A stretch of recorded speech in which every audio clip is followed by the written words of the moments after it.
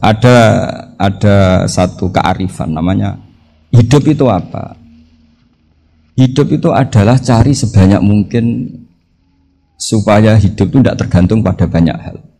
Jika misalnya cara berpikir orang-orang modern itu sebenarnya banyak orang-orang ilmuwan yang nggak ngagumi Amerika. Bukan karena angkuh ndak. Untuk mempertahankan kebesaran negara sebesar itu, kebutuhan listriknya besar, kebutuhan tentaranya besar, kebutuhan apa? Sementara negara kayak Venezuela atau Swiss kebutuhannya ada banyak. Pertanyaannya, yang tergantung dengan banyak hal sama yang tidak tergantung banyak hal, itu pinter mana? Kalau dibalik pertanyaannya gitu, negara-negara maju itu tidak keren kalau dibalik pertanyaannya. Orang yang untuk mempertahankan eksistensinya banyak, butuh banyak hal, dengan yang tidak butuh banyak hal, itu pinter mana? Orang yang bahagianya nunggu jadi dokter, nunggu jadi kiai besar, kiai viral, dengan orang yang bahagia cukup dengan ngopi, itu pinter mana? Tapi kalau dibalik pertanyaannya, orang yang taunya nikmat hanya kopi, dengan nikmat yang banyak, pinter mana? Makanya Mbah Mun itu kalau guyon itu lucu. Aku iku saake ambek wong desa sing mlebu swarga. Saya dulu eskal mlebu swarga kok disakeni. Akhirnya beliau memberi penjelasan. Wong desa iku roe pakanan enak, iku mau kopi mbek uduk. Lah swarga iku mau nuruti sing dikarepno. Akhirnya wis mau mangan, wis ngopi, nguduk, ngopi, ora roh pakanan liyane ku ora roh. Nasi mandi yo ora roh, pizza yo ora roh apa-apa. Terus saya bilang, wah lah niku nak nganti selera tentang wanita cantik. Iku juga sederhana. Rodok pesek ya wis cantik, rodok ireng ya wis. Apa bidadarinya seperti itu karena saking enggak pengalamannya. Jadi surga itu kan nuruti apa yang diinginkan. Kira-kira keinginan orang kampung kalau di surga itu apa coba? Makanan apa coba? Ya, nah, senangnya ketemel gemblong gitu. Artinya malaikat lebih suka nangani surganya orang-orang kampung timbang Pak Rektor. Ini sudah ribet ini. Makanan apa saja sudah dicoba. Terus kalau di mall tahu orang macam-macam, seleranya macam-macam pasti itu. Enak mana kalau sampai jadi malaikat pelayan surga? Suka ngelayani orang kampung apa yang orang kota? Orang kampung kan? Jadi ya itu guyon ya, guyon tapi itu menjadi pikiran kita bahwa orang yang banyak kebutuhan itu sebetulnya banyak kebodohannya karena menggantungkan kebahagiaannya dengan banyak hal. Makanya Imam Syafi'i ngendikan istighna itu apa? Al istighna anisya'labi. Yang dikatakan kecukupan adalah berusaha sebanyak mungkin banyak hal tidak kamu butuhkan. Bukan memenuhi semua kebutuhan kamu karena nafsu kamu ini tidak ada batasnya gitu. Kalau kamu penuhin nggak akan selesai. Itu ada perempuan yang kurang cantik itu minta doa saya, Gus doain suami saya kaya, terus tak guyonin, terus nggak minta. Kalau suami kamu kaya, yang pertama dirubah itu apa? Rumah Gus, supaya rumah saya bagus. Kedua apa? Mobil, supaya mobil saya bagus. Nanti yang dievaluasi itu kamu. Mobil bagus, Alphard, rumah mewah, istrinya kamu pasti itu dievaluasi. Langsung nggak usah, sudah gini aja kan. Jadi pertama yang dievaluasi itu kaya itu, coba kalau suami kaya itu yang dievaluasi pertama rumah ya, rumah ganti. Setelah itu apa? Mobil. Kira-kira berikutnya, akhirnya sudah nggak jadi. Nabi Ibrahim itu pernah minta umur panjang, keren umur panjang. Sama Allah nggak dijawab. Datang orang tua gitu mertamu ke Nabi Ibrahim. Terus disuguhi dikasih kurma. Apa itu? Kok kurma apa? Anggur yang sudah matang sekali. Sudah dimakan. Setelah dimakan meler keluar lagi. Dimakan lagi meler lagi. Terus Nabi Ibrahim masuk lagi ke kamar. Ya Allah, doanya tak cancel. Nanti kalau saya tua kayak itu. Jadi Allah itu nggak jawab langsung tapi ngirimkan itu. Akhirnya ya Allah nggak jadi. Nanti takut itu. Saya pernah ngalami jadi kiai tadi ada ibu-ibu ya nggak pati cantik lah. Suaminya tuh miskin sekali. Minta doa saya supaya kaya. Bareng tak kasih pertimbangan itu udah nggak usah nggak jadi. Jadi itu kearifan. Tapi kearifan ini harus kita tanamkan. Saya nggak bisa membayangkan Indonesia yang besar ini. Andai kan tidak ada qanaah, nerimo ing pantum. Coba sekarang ada COVID. Andai kan Indonesia tuh kayak Prancis. Saya beberapa kali punya tamu orang yang hidup lama di Perancis, bahkan dapat istri orang Perancis. Itu dulu gak begitu mencintai Indonesia. Tapi setelah di Perancis 2 tahun, wah Indonesia hebat. Di Perancis itu kata dia kalau cerita, semua kebutuhan masyarakat itu dibebankan ke negara. Apa saja minta negara, apa saja nyoal negara. Sementara Indonesia, coba kalau Indonesia mengalami seperti ini kok tidak ada konaan, rimo ing pantum, bisa kios Indonesia. Orang miskin nyalahkan negara, kelaparan nyalahkan negara, apa saja. Tapi barokahnya dididik kiai, jogeman nyalahno wong liya. Urip nromo ing pandum, diame. Sampai gak ngerti kalau Covid. Banyak tuh orang-orang kampung itu, orang lugu-lugu itu. Mbah niki saking Covid, ya salam ning Covid, muga-muga umure panjang. Dikira Covid itu nama orang yang ahli sosial itu. Mbah niki dana saking Covid.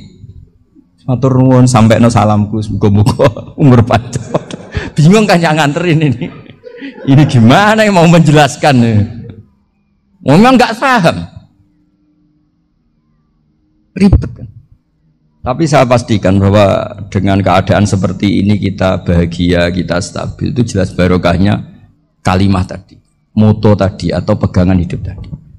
Makanya disebut al-ibarat qutun li'ailatil mustami'in, bahwa redaksi atau kata-kata atau pegangan atau filosofi hidup, apalah namanya itu adalah penyemangat. Penyemangat. Karena kata-kata ini memang luar biasa. Ketika sahabat perang demi kebenaran, zaman itu ya pasti benar karena yang dibela Nabi. Dulu itu kan enak zaman Nabi, yang dibela mesti benarnya, musuhnya mesti salahnya. Jika dulu itu memang harus tegas. Kalau sekarang mau tegas gimana? Yang kamu bela tidak mesti benar, musuhnya tidak mesti salah. Ribet kan kalau misalnya saya tukaran sama Pak Rektor, kamu mau bela mana kan bingung. Saya tidak mesti benar, saya tidak Nabi. Pak Rektor apalagi nggak mesti benar lagi kan? Ribet kan? Jadi kalau kita mau perang sekarang itu mau pede gimana? Enggak. Makanya banyak ulama sekarang tuh mau tegas tuh nggak berani karena ya banyak hal yang abu-abu lah wilayahnya. Misalnya pilihan presiden atau pilihan bupati, pilihan menteri. Kamu mati-matian bela itu, yang kamu bela tidak mesti benar, musuh kamu tidak mesti salah. Misalnya pilihan bupati, wah ini kabupaten ini baik kalau bupatinya ini, yang satu bilang ini, terus tim suksesnya kamu tanya, kamu yakin? Ya tidak juga. Lah kenapa semangat? Kan saya botohnya paling alasannya ya itu aja, bukan yang lain. Beda dengan zaman Nabi, Nabinya mesti benar, Abu Jahalnya mesti salah, kan enak aturan mainnya jelas. Singkat cerita dalam perang itu banyak sahabat yang alami luka, ngalami apa gitu. Kemudian curhat ke Nabi, ya Nabi gara-gara derekkan jenengan, ngikuti jenengan saya harus ngalami seperti ini. Ngiranya orang itu diapresiasi sama Allah keluarnya. Ternyata sama Allah gak diapresiasi. Malah diturunkan ayat intakunu ta'lamuna fa innahum ya'lamuna kama ta'lamun wa tarjuna minallah ma'ala yarjun. Kalau kamu sakit karena perang, orang-orang kafir itu ya sakit. Itu saja berani padahal demi kekafiran. Wa tarjuna minallah ma'ala yarjun. Padahal kamu punya nilai lebih yaitu berharap kepada Allah yang mereka tidak punya. Saya jadi kiai itu ya kadang mangkel. Karena yang benci ya benci, yang seneng itu ngel-ngel loh kayak Pak Bejo. Jadi semuanya ribet. Nah iya, yang benci ya ganggu, yang seneng ya ganggu, tambah nemen. Seribet. Tapi kalau sudah ingat bandar narkoba, mereka berhadapan dengan polisi, kadang ditembak karena kesalahannya terlalu fatal. Antar persaingan mereka juga bisa tembak-tembakan karena merebut pasar narkoba. Itu saja mereka berani. Kok kita yang jadi kiai kadang dicium tangannya, dihormati gak berani, hanya takut apa ya, musibah-musibah kecil lah, atau problem-problem kecil. Lah iya, kalau kita bandingannya gitu. Kalau kamu mau tahajud kedinginan, itu masih nanti dihisap Allah itu gitu. Maling ayam itu keluar malam-malam, hanya dapat ayam. Itu gak takut dingin. Ya gak takut digebuki masa. Kamu mau tahajud aja takut dingin. Makanya nanti hisapnya orang soleh itu nanti dijajarkan orang dolim. Terus diperbandingkan. Wah itu habis kamu kalau itu. Jadi misalnya Unisula mau rapat, tapi ini malam, kalau malam dingin nanti saya masuk angin. Wah, anak-anak pang di perapatan aja berani kamu. Kalau sudah perbandingannya gitu tuh ribet kita nanti. Makanya itu kalimat itu moto atau filosofi hidup. Sehingga diulang lagi nasihat itu. Iyam saskum korhun faqad masal qoma korhum mislu. Kalau kamu kena luka, orang-orang yang nggak benar juga akan kena luka. Itu aja berani demi ketidakbenaran. Masa kamu demi kebenaran enggak berani? Akhirnya orang itu, ya itu kalimat, itu heroik. Makanya kita ini penting ya, makanya tadi himne Unisula dimulai kalimat thayyibah. Karena kalimat ini yang menjaga kita kalimat ini. Misalnya tentang Tuhan. Kenapa orang Islam imannya kokoh seperti ini, termasuk yang sudah hidup di Amerika, di Australia, di mana-mana. Itu ya barokahnya ajaran atau barokahnya kalimah. Saya sebut kalimah saya pakai bahasa santri. Karena la ilaha illallah itu dalam tradisi santri disebut kalimatu haqqin alaiha nahya wa alaiha namut wa alaiha nub'ats. Ada yang riwayat wa biha nub'ats insyaallah taala minal aminin. Kenapa mereka di mana-mana meskipun sekolah di Amerika, di Australia, bahkan di Uni Soviet tetap mukmin? Itu barokahnya ajaran yang benar. Allah itu siapa? Tuhan. Tuhan itu sifat dasarnya apa? Awal. Dia harus wujud awal sebelum makhluk yang lain. Sehingga ketika ada negara yang maju, yang tertib, manajemennya tertib, masyarakatnya makmur, tapi punya Tuhan yang tidak seperti itu, tidak awal, itu sudah gak nyaman. Karena ndaklah keren Tuhan saya, karena Tuhan saya itu al-awwal, zat yang pertama. Tuhan saya keren lah, zat yang nggak mati. Tuhan yang nggak mati, yang nggak pernah mengalami kematian. Sehingga tontonan atau yang dilihat kenikmatan-kenikmatan yang lain ini tidak mengubah dia pendirian tentang Tuhan. Karena mantapnya satu kalimat tadi bahwa Tuhan itu ya harus satu, harus awal, harus tidak mati, tidak rusak, tidak mengalami apa-apa yang membahayakan. Sehingga ketika ditawarin Tuhan yang lain meskipun menjanjikan secara finansial atau kemakmuran, mereka gak tertarik. Itu coba, itu barokahnya makmur apa barokahnya ajaran? Barokahnya ajaran. Sering negara Islam itu kalah makmur dengan mereka, tapi barokahnya ajaran ini tetap apa? Tetap Islam. Makanya Nabi Ibrahim, Nabi yang sukses bikin waja'alaha kalimatam baqiyatan fi. Di antara tugas suci Nabi Ibrahim dan semua Nabi adalah waja'alaha kalimatam baqiyatan fi aqibi. Nabi Ibrahim itu Nabi yang diberi gelar Allah. Dia adalah Nabi yang menjadikan kalimat tauhid itu kalimat yang abadi. Fi aqibi, di anak turunnya, di semua generasinya. Baik anak turun karena gen maupun karena pembinaan, karena pendidikan. Ini penting sekali saya utarakan karena apa? Satu kehidupan itu sebenarnya digerakkan oleh kata-kata. Oleh muto kalau bahasa modern.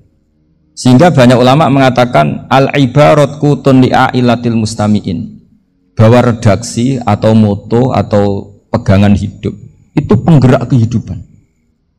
Sehingga sebetulnya manusia itu digerakkan oleh kalimah-kalimah itu, oleh moto-moto itu, oleh prinsip-prinsip hidup itu. Misalnya orang Palestina itu tiap hari ke pasar gitu. Mereka ke laut gitu. Ditanya, kenapa tidak takut tembak Israel? Jawabannya lucu. Kena tembak ya mati, nggak makan ya mati, nggak kerja ya mati. Ya sudah, sama-sama mati ya mendingan aktivitas normal. Tapi saya tidak menyarankan itu untuk melawan konflik. Ini cerita saja. Kamu jangan provokator gitu. Karena ini wilayah sensitif. Jadi banyak orang yang poligami, kalau ditanya alasannya gitu, istri satu ya cerewet, dua ya cerewet, mendingan 4 katanya. Ya banyak ya gitu. Tapi ada yang kebalikan, istri satu cerewet saja hampir jantungan, apalagi 4, tinggal matinya kan gitu. Itu semua yang menggerakkan itu kalimat. Kalimat itu satu pegangan. Banyak orang loh yang nggak ingin jadi rektor tuh banyak loh Pak Bejo. Jangan kira semua dosen ingin jadi rektor. Melihat rektor sibuk rapat mempertahankan reputasi Unisula atau sering pegang kepala, ngapain repot-repot? Jadi tukang sapu aja dapat gaji, ngopi, rokokan, selesai. Bodoh amat jadi rektor, mikir orang banyak. Banyak loh orang yang ingin jadi presiden tuh banyak. Karena ngopi nyaman, gak ada yang ganggu. Mau tidur sampai jam 9 siang juga gak ada yang ganggu. Sehingga mereka melihat pegawai negeri itu gak keren, orang kok diatur jam, disiplin.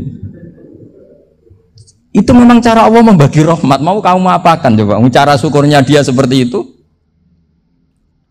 Bapak saya dulu tuh sering ngajarin saya, diajak jalan-jalan pagi-pagi. Melihat orang ngopi, makan uduk, itu bapak seneng. Kok enak jadi wong apa? Ngene esuk-esuk nyemak bocah kesel kabeh kono enak ngopi rokokan. Bapak kadang iri sama orang awam itu iri. Sudah gitu berharap masuk surga kan enak sudah gitu.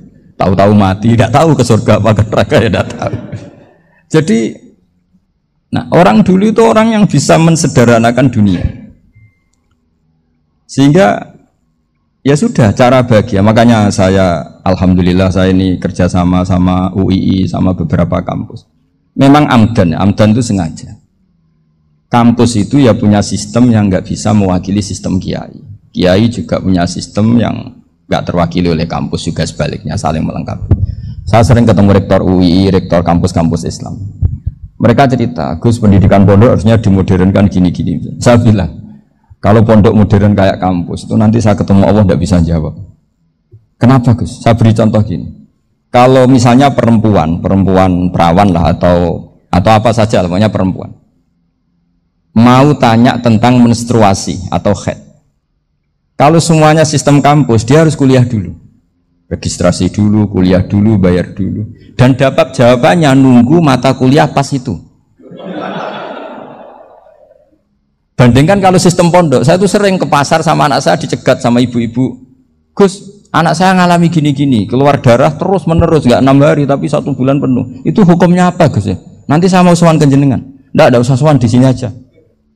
Ya sudah. Sebelum mengeluarkan darah yang rutin seperti itu biasanya haidnya berapa hari? 6 hari ya sudah ikut yang 6 hari, yang lainnya istighatsah. Ngaten tok Gus, ya udah ya. Begitu terus di masalah udhiyah. Ya coba kalau semuanya pakai sistem kampus, daftar dulu, bayar dulu.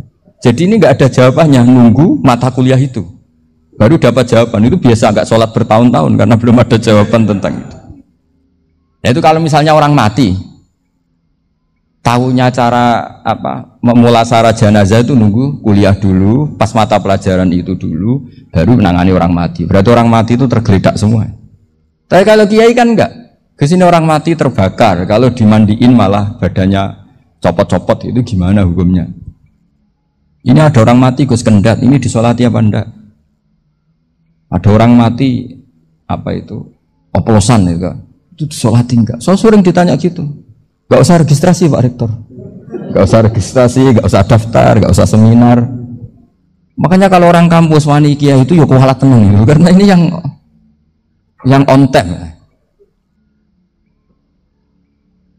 Tapi pondok seperti saya ya ikrar seikrar-ikrarnya. Pentingnya kampus karena melatih efisiensi waktu, disiplin, tata kelola manajemen sehingga kita ya hormat.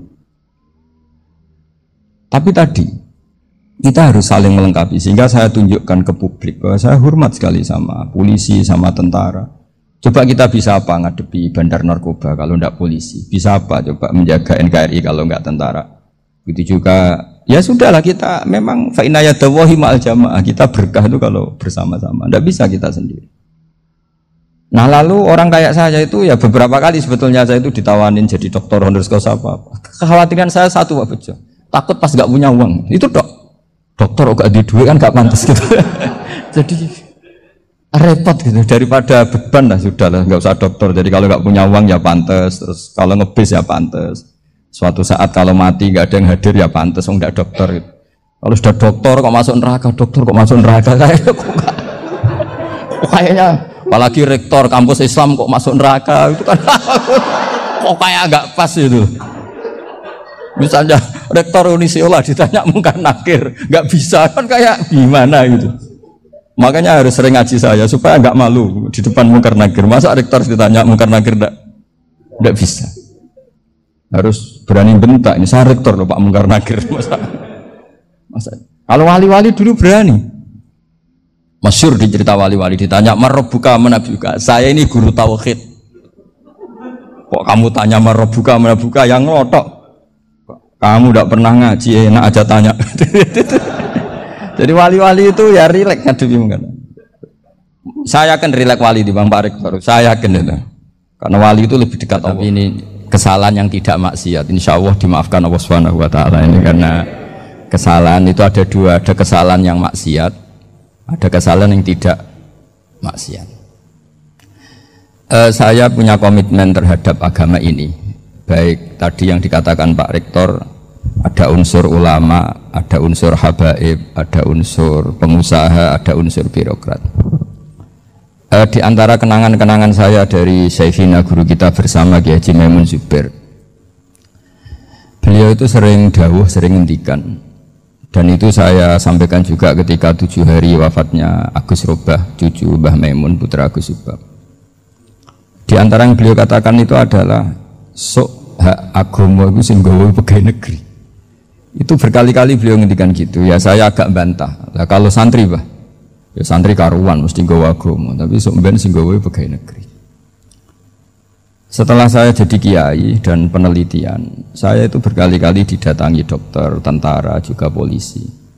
Mereka sering bilang gini, "Gus, saya ini dokter negeri. Saya ke NTT, ke Papua, karena saya muslim, berkebutuhan Islam, maka dibikinkan musola, dibikinkan masjid.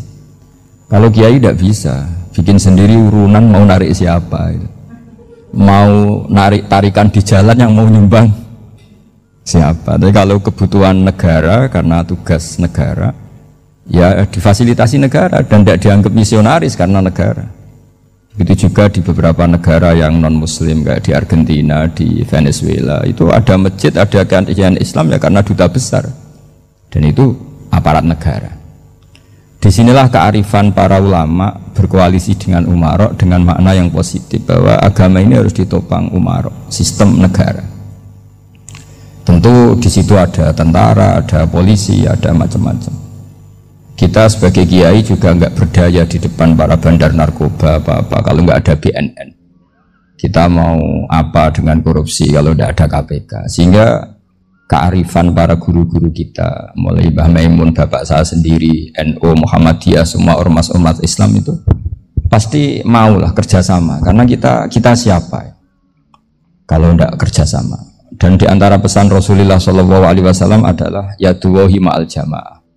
Jadi apa ya, kebersamaan itu sudah berkah. Fa inna yadallahi ma'al jamaah. Jadi berkah.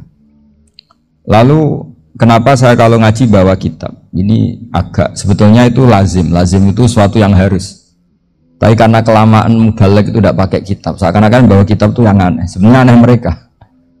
Karena begini logika simpelnya ya. Umat Nabi ini berhak dapat apa coba? Berhak dapat warisan yang paling luhur, paling hebat, paling jernih. Apa itu Quran dan hadis? Pertanyaannya, siapa yang paling punya hak otoritatif untuk menerangkan Quran hadis? Ulama. Ulama yang mana? Ya yang kapabel, yang sudah diakui dunia kayak Imam Ghazali, Imam Bukhari, Imam Syafi'i. Artinya kalau kita tidak pakai materi itu, ulama mendapat pikiran kita, bukan mendapat pikiran mereka.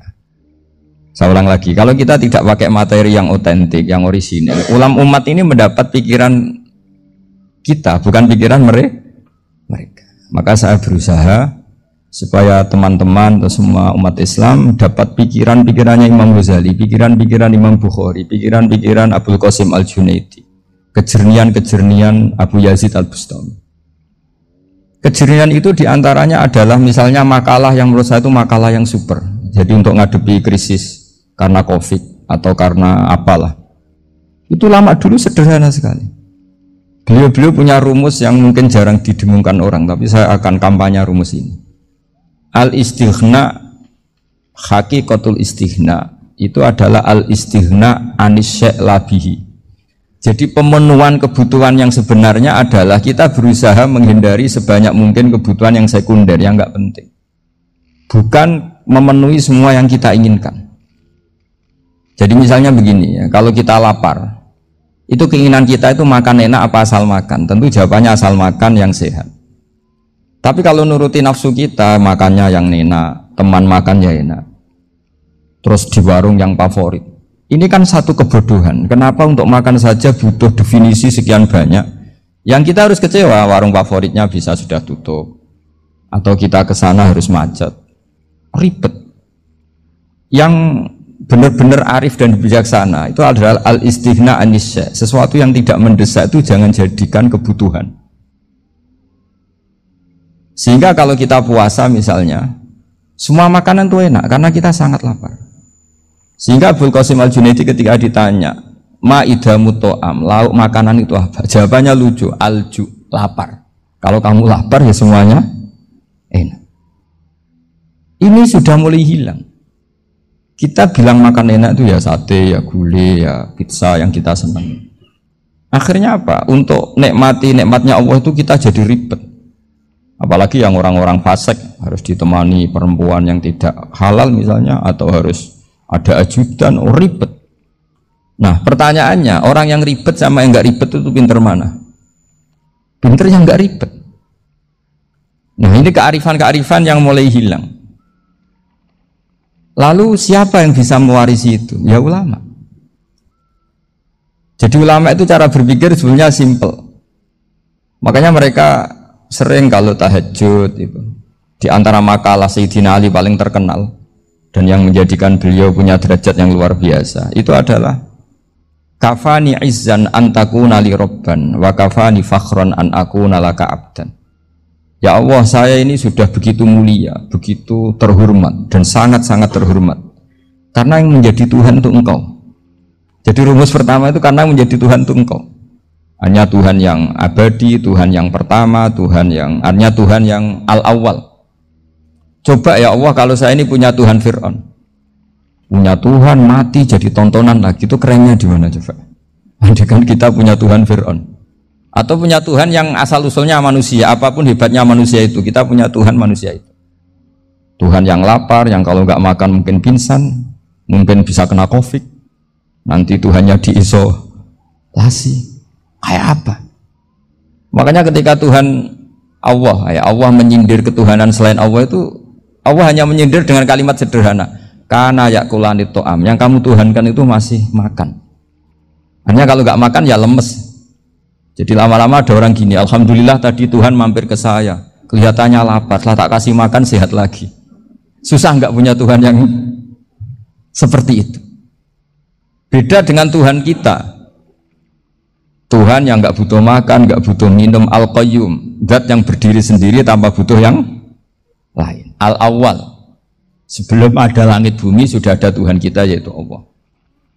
Bandingkan dengan Tuhan-Tuhan yang dipertuhan yang lain, yang adanya setelah bumi, misalnya Fir'aun dan sebagainya. Sehingga Sayyidina Ali pertama jadi kebanggaan apa? Kafani izzan antakuna li robban. Saya ini keren betul karena punya Tuhan yaitu Engkau. Tuhan yang lahul asma'ul husna, Tuhan yang semuanya punya kebaikan, punya keabadian, punya keagungan. Terus wa kafani fakhron an akuna laka abdan, dan saya bangga sekali karena saya menjadi hambamu. Kalau saya jadi hambanya Pak Rektor ribet kan, sudah tak hormati ternyata nanti tidak rektor, ya kan ribet kan. Terus ribet, jadi budaknya manusia itu ribet. Makanya ada seorang wali datang ke temannya yang jadi presiden atau jadi raja. Datang ke situ karena tidak punya uang, mau minta uang karena temannya raja. Setelah sampai sana ternyata temannya ini karena orang soleh pas berdoa, ya Allah saya minta ini, minta ini, minta ini. Terus si wali tadi pulang. Kenapa kamu pulang? Ternyata dia sama, masih minta-minta kayak saya. Jadi sederhana deh. Sama-sama minta kamu, minta zat yang kamu mintain katanya. Jadi dulu itu orang itu sebegitu dekat dengan Allah. Sehingga si raja ini terus ketemu wali tadi tanya, kenapa kamu menyepelekan saya padahal sekarang saya raja? Terus ditanya sama wali tadi, karena temannya, kalau kamu di padang pasir tidak bisa minum dan harus minum 1 gelas, dengan ongkos kamu harus mengasihkan semua kerajaan kamu demi minuman itu. Pilih mana, minuman apa tetap jadi raja? Ya saya milih bisa minum. Saya tidak raja tetap hidup, tapi kalau nggak minum mati. Bagaimana Anda bangga dengan satu kerajaan sing la yusawi kak samain, yang tidak sama dengan segelas air.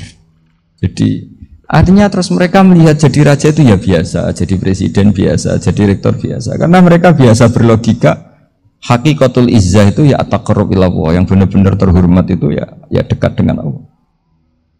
Begitu seterusnya mereka bikin paradok-paradok yang aneh, tapi itu menjadi pelajaran. Bapak saya Ki Nur Salim itu senang baca anekdot Nasiruddin Koja. itu kalau bikin orang-orang aneh, itu dia datang ke satu pesta, pakai baju lusuh, pakai sarung lusuh atau celana lusuh, sama sohibul bed yang punya acara dibiarin. Setelah dibiarin dia pulang pakai jas, pakai dasi, pokoknya keren. Dihormatin, pakai alpat, pokoknya dihormatin. Silakan, silakan. Pas dia disuruh minum, minumannya itu disokkan saja ke sakunya. Jas, kamu harus minum yang banyak, karena kamu yang dihormati, bukan saya.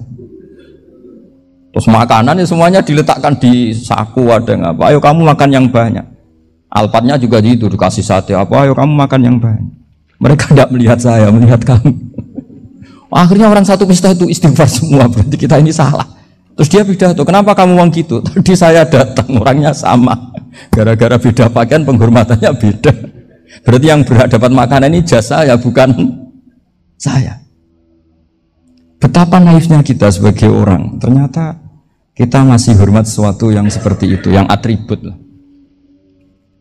Jadi orang-orang sufi itu orang yang bisa menertawakan dunia. Akhirnya ya, pertama dia dianggap orang gila, masa jas dikasih makan, dikasih minum. Tapi secara fikih dia benar, haram dia makan. Karena pas dia datang dibiarin, setelah pakai jas dikasih makan. Berarti hakikat yang dapat rezeki siapa? Jasnya apa orangnya? Jasnya apa orangnya? Jasnya. Jadi itu orang-orang sufi, kearifan orang-orang dulu itu bisa ngelola hal-hal yang keseharian menjadi luar biasa. Ada seorang wali melihat istrinya makan satu piring, anaknya makan satu piring. Ditanya, kalian kenyang? Wah, kenyang sekali. Melihat anaknya minum kopi satu cingkir, senang. Kalian senang-senang sekali. Wah, kalau senang dengan hal-hal yang murah bisa, ngapain harus senang dengan hal-hal yang mewah? Bodoh sekali saya. Sehingga terus mereka bisa qanaah. Qanaah itu ya hidup itu simpel, sederhana. Sehingga kita ini bekti sama orang tua misalnya. Itu ya karena ajaran. Suwargamu karek wong tuamu. Nak wong tuamu ridho, Allah ridho. Nak ora ridho, Allah ora ridho. Ridho wa fi ridhol walidain wa sakhatu wa sukhtu wa fi sakhatil. Sehingga ketika ada orang tua yang agak brengsek gitu, anak-anak tetap hormat. Punya orang tua yang miskin, yang sudah miskin, tukang tombok nomor, banyak kan di kampung gitu. Ya tetap hormat. Coba kalau dari awal kita ngajari orang tua kamu hormati ya, kalau baik, kalau tidak usah. Bisa geger Indonesia. Tapi barokahnya ajaran-ajaran itu Indonesia tertib karena ada ajaran. Nah, ini di sini pesantren dan Unisula semua harus berkontribusi membuat ajaran yang benar itu adalah ciri utama Islam. Sehingga Islam ini dimulai dengan ajaran kalimatu haqqin alaiha nahya wa alaiha namut. Sehingga kita tenang seperti ini. Saya ini termasuk kiai yang tenang. Meskipun kata orang banyak saya ini kiai besar, tapi termasuk kiai yang paling tenang. Termasuk yang paling tenang. Karena saya ini pakai mazhab orang-orang hebat. Saya berkali-kali cerita, orang kayak Imam Syafi'i itu orang yang luar biasa. Saya berkali-kali cerita, orang yang tadi nyium tangan kamu ya Imam Syafi'i, di belakang tuh ngerasani kamu, menghujat kamu. Jawabannya enak saja. Berarti saya alhamdulillah orang yang wibawa. Buktinya di depan saya nggak berani. Jadi enteng saja. Diceritain sebagian kampung, sebagian separuh dari warga kamu itu nggak suka kamu. Ya bagus lah, nggak suka saya, nggak akan utang duit saya. Di mana-mana orang utang itu karena teman dekat. Kalau nggak seneng pasti minimal nggak utang, nggak pinjam mobil, nggak pinjam apa. Berkah mana yang seneng sama yang gede? Jadi dianggap enteng saja. Semua yang dialamin dianggap enteng saja. Misalnya punya istri pemarah, ya baguslah marahin suami. Kalau marahin tonggo malah ribet. Jadi kamu harus terima kasih kalau dimarahin istri. Baguslah marahin saya mah, kalau marahin tonggo ribet. Jadi enteng saja. Tapi kita sekarang itu karena nafsu ya, sehingga menghadapi hidup ini ribet. Ulama dulu kalau mau mati itu senengnya bukan main. Sudah lama saya ini ingin gak maksiat. Kayaknya gak maksiat paling efektif itu mati. Ya tidak apa-apa Gusti, kalau sebaiknya mati ya mati aja. Enteng saja. Jadi melihat kematian itu akhir dari segala keburukan atau potensi keburukan. Apapun baik kita sekarang, suatu saat mungkin kita gak baik. Yang bisa menghentikan ketidakbaikan atau potensi ketidakbaikan itu apa coba? Mati kan? Berarti mati itu mengerikan apa menyenangkan? Mesti kamu tidak berani menjawab. Meskipun secara ilmu kamu berani, tapi secara rasa agak berani kan? Saya ulang lagi ya, yang bisa menghentikan keburukan atau potensi keburukan itu apa coba? Apa? Kematian. Berarti kematian itu menyenangkan atau menyusahkan? Apapun kamu tidak berani jawab karena kamu agak-agak duniawi itu kelihatannya. Tapi secara ilmu, kamu tahu kan kalau mati itu tidak buruk-buruk banget. Karena apa? Itu akhir dari segala keburukan. Sehingga Nabi mengajarkan kalimat itu begitu luar biasa. Allahumma ahyini maka natil hayatu khairan li wa tawaffani maka natil wafatu khairan li. Nabi melihat dunia itu begitu indah. Ya Allah, kalau saya ini hidup, anggap saja hidup ini ziyadatan li fi kulli khairin, menjadi modal saya menambah segala kebaikan. Jika suatu saat saya mati, anggap mawon rohatan li min kulli syarrin, itu akhir dari segala keburukan saya. Sehingga mati hidup ya baik karena di situ kita bisa berkontribusi beramal soleh. Mati juga baik karena mengakhiri segala keburukan. Nabi nate ngendikan lagi, ajaban li amril mukmini inna amrahu kullahu khair. Orang mukmin itu mengagumkan, semuanya baik. In asobathu na'ma syakara fakana khairan lah. Kalau baru dapat nikmat, dia syukur, maka itu baik. Wa in asobatu dharra sabara. Kalau dapat masalah mereka sabar, itu juga baik. Sehingga orang mukmin dua sisinya pasti baik. Itu juga kalimat, maksudnya moto atau pegangan hidup. Nah berikut ini saya beri contoh, ini kenangan saya, ini contoh terakhir. Masalah jadi orang terkenal maupun tidak. Di sini dicontohkan Imam Ghazali di halaman 367 di kitab saya 367, juznya 3 di kitab Ihya Ulumuddin. Di sini beliau cerita betapa untuk menjaga ikhlas sebaiknya orang itu tidak terkenal, tidak syuhrah, tidak terkenal. Oke, itu kita sepakat ya, karena kalau terkenal mungkin orang dipaksa publik dengan tanda kutip untuk selalu berbuat baik, tapi karena jaim lah, jaga image atau apa. Tapi ketika dibalik pertanyaannya, kamu rela yang terkenal itu orang nggak benar, sementara yang orang benar itu nggak terkenal. Lalu masyarakat tahunya yang tidak benar. Kalau pertanyaannya dibalik gitu, orang baik wajib terkenal enggak? Kalau pertanyaannya dibalik seperti itu. Dokter yang benar tidak terkenal, yang malpraktek terkenal. Kamu ingin kondisi seperti itu? Ya ingin kan? Kampus yang bagus nggak terkenal, kampus yang bagus nggak terkenal, yang nggak bagus. Nah, artinya apa? Gara-gara olah kata, olah pikiran, ini logika jadi rubah. Lagi-lagi apa? Jawaban itu ada di kata-kata sebetulnya. Makanya bab-bab seperti ini tidak usahlah kita berdebat, berpolemik. Sebaiknya orang itu humul, menutup diri, apa sebaiknya orang terkenal, itu nggak perlu seperti itu. Sudah terserah Tuhan saja. Makanya saya mulai dulu ngaji sampai sekarang itu ya tidak punya punya ikon tertentu atau punya website tertentu, enggak. Sudah terserah pangeran. Saya juga tidak sok suci materialistik atau enggak, ya tidak mikir saya. Bukan apa-apa ya, karena saya ini kiai, jadi biasa urusannya sama Allah, tidak sama makhluk. Jadi pusing kalau sama sarah-sarahnya makhluk itu pusing ya. Meskipun rektor kalau nasihati saya pasti tidak saya terima, itu tetap makhluk, itu sudah ada ngefek kalau saya itu sudah ada itu. Bukan karena saya sombong, ya memang makhluk betul gitu, bukan. Cuma nasibnya bejo aja, tapi makhluk tetap makhluk. Saya beri contoh ya. Ini makalah yang ditulis Imam Ghazali. Ya, i'lam aslahaka Allah anna aslal jah wa intisarus sayyid atau sayyidi wal istihar. Wa huwa mazmum itu. Balil mahmudu al-khumulu illa man saharahu wa ta'ala li nasri dini min ghairi takallufi talabi syuhrati minhu. Jadi kalau kamu ingin ibadah kamu selamat, ya kamu jangan terkenal. Tapi resikonya adalah kalau kebaikan itu tidak terkenal, maka agak dikenali. Kalau agak dikenali berarti masyarakat hanya punya percontohan yang tidak baik, karena yang baik tidak terkenal.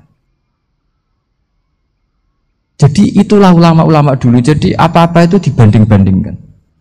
Kemudian nanti kelihatan, jawabannya itu kelihatan. Jadi ulama dulu itu biasa ngarang misalnya afatun nikah, sisi negatifnya nikah. Harus ngurmat istri, harus macam-macam, kalau terlantar itu ya dosa. Seperti tadi Pak Marsudi cerita, Kalau orang ngapalkan Quran itu takut lupa. Kalau lupa itu jadi dosa. Pertanyaannya, kalau semua orang takut lupa, takut dosa, semua orang nggak hafal Quran karena potongan-potongan lupa. Cara berpikir tidak seperti itu. Kalau berpikir ya namanya hafalan ya inginnya hafal, kan nggak ingin lupa. Lah nanti kalau takdirnya lupa karena hal-hal yang dimaklumi oleh syariat itu nggak yang termasuk dosa. Yang dosa itu lupa tak iwiri udrin syar'iyin, lupa yang tidak ada sebab yang apa? Syar'i. Tapi lupa bawaan EQ-nya tidak bagus. Lupa bawaan sering dibentak. Oh itu nggak masalah karena bawaannya orang tertekan itu ya lupa. Coba kamu hafal Quran, terus punya kredit jatuh tempo, pas hari itu aku yakin nggak cerdas sudah. Itu bawaannya orang tertekan itu pasti lupa. Jadi ya saya teruskan ya. Jadi terus ada makalah yang sangat bagus sekali tentang itu. Saya baca ya. Wa yadullu ala dzalika anna Allah azza wa jalla amaral anbiya'a bi idharil amali lil iktida wa khassahum bi mansibin nubuwah. Wa la yajuzu ayyudhanna bihim annahum khurrimu afdhalal amalen. Jadi orang yang terlalu mendewa-dewakan khumul itu menutup diri. Oke, itu baik karena dengan khumul, dengan menutup diri Anda tidak riya, Anda tidak pamer. Tapi kata Imam Ghazali, kamu juga harus ingat di antara syaratnya Nabi itu harus mengumumkan kalau beliau itu seorang Nabi. Harus memaklumatkan kalau beliau seorang Nabi supaya bisa diikuti. Caranya sholat harus diumumkan sehingga Nabi itu mengatakan harus jamaah. Karena dengan cara jamaah itu bisa shollu kama ra'aitumuni usolli. Coba kalau Nabi sholatnya nggak diperlihatkan, kamu harus sholat yang benar. Caranya gimana ya Rasulullah? Itu rahasia. Bingung nggak kira-kira? Bingung nggak? Ya misalnya amal rahasia selalu lebih baik. Terus ada pertanyaan, Nabi ngendikan kamu sholat yang benar. Caranya gimana Nabi? Ya itu rahasia. Terus gimana coba? Tapi Nabi ngendikan apa? Shollu kama ra'aitumuni usolli. Ya sudah kamu sholat, niru saya sholat. Berarti Nabi sholatnya diperlihatkan apa disembunyikan? Diperlihatkan. Jadi begitu juga saya berkali-kali bilang, orang tahu kalau itu bidan ya berdasar tulisan itu bidan. Tahu kalau itu dokter gigi ya itu dokter gigi. Jangan sampai gara-gara tidak ada tulisan mau beli alat bangunan di dokter gigi, mau periksa gigi di toko bangunan. Gara-gara apa? Nggak ada maklumat. Nah, di sini ulama-ulama selalu memaklumatkan dirinya. Termasuk Imam Ghazali ketika ngarang kitab dinamai Ihya Ulumuddin, bahwa kitab ini bisa menghidupkan ilmu-ilmu agama yang mulai hilang. Begitu seterusnya. Jadi ini ngaji ya. Jadi orang itu harus ngerti. Jadi jangan nuruti emosi sendiri atau logika sendiri. Bahwa saya suka humul, ya monggo. Agama Islam menyediakan sarana itu. Uzlah itu ya punya sisi kebaikannya sendiri. Tapi syuhrah terkenal asal tidak nuruti nafsu juga punya sisi kebaikannya sendiri. Setidaknya umat ini punya satu master kebaikan yang mudah diakses. Tapi tadi saya ulang lagi, jangan karena hadun nafsi, jangan karena kepentingan pribadi. Makanya di sini disebutkan wa yadullu ala dzalika ay ala syuhrah anna Allah taala amarul anbiya bi idzharil amal lil iktida. Allah selalu memerintahkan para nabi kalau ngamal kebaikan ya harus dimunculkan supaya bisa ditiru. Yaitu tadi kita tidak bisa bayangkan kan kalau misalnya Nabi menyuruh kamu harus sholat yang benar, kemudian sholatnya Nabi sembunyi. Kalau ditanya, Nabi saya niru siapa? Wah itu rahasia, kamu nggak boleh lihat sholat saya saat takut tidak ikhlas. Ribet kan? Sehingga jamaah itu statusnya tetap harus. Nah bedanya harus ini ulama berpendapat harus yang apa? Fardu kifayah. Tapi fardu itu maknanya harus. Tapi bukan berarti kalau nggak jamaah sholatnya nggak sah, nggak. Tapi statusnya jamaah itu tetap apa? Nah barokahnya harus ini orang yang baru sholat, sholatnya langsung benar karena ada yang diikutin. Coba kalau mantan dukun baru sholat terus sholat sendiri, itu mesti mirip mantra itu. Karena dia tidak ada master percontohannya. Tapi barokahnya ada master, orang paling bodoh pun kalau sholat ya benar, karena standar ada komandonya, ada imamnya. Sehingga Imam Ahmad malah berpikir keras, syarat sahnya sholat itu harus jamaah. Cara pikirannya Imam Ahmad keras sekali beliau. Jika kalau orang sholat sendiri kok ada orang lain yang maunya berjamaah harus bayar, orang itu harus bayar demi sahnya sholat. Itu madzhabnya Imam Ahmad.